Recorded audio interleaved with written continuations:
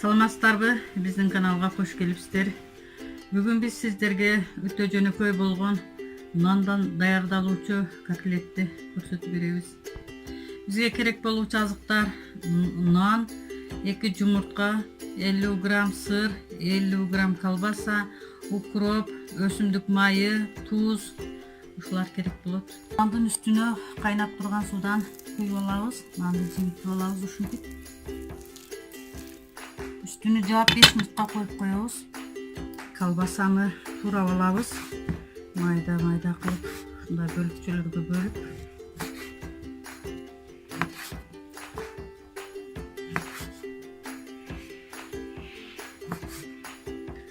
Укроп менен петрушканы да майдалап туурап алабыз.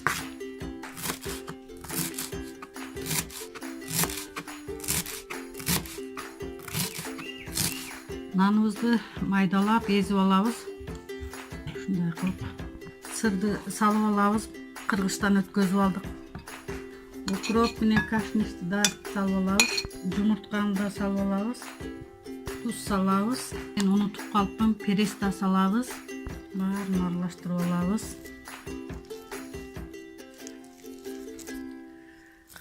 Баарын аралаштырып алдык. Эми ушундай кылып жайып, баарына жайып алып, ушинтип колбасаны коюп, ушинтип жаап алабыз. Ушундай кылып даярдап алабыз. Ушундай кылып жайып,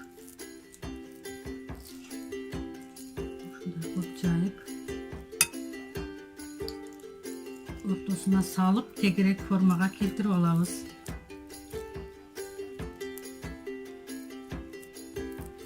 Сковородкага майды куюп даярдап алган элек.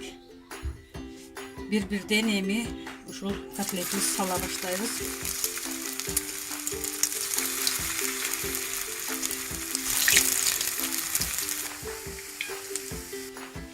Котлетибизди бул бетине алмаштырып алабыз. Бир бети бышты.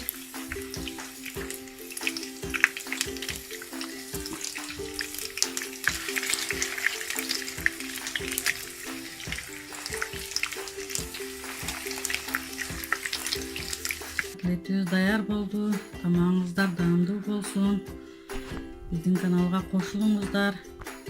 YouTube'да кийин көрүшкөнчө саламатта калыңыздар.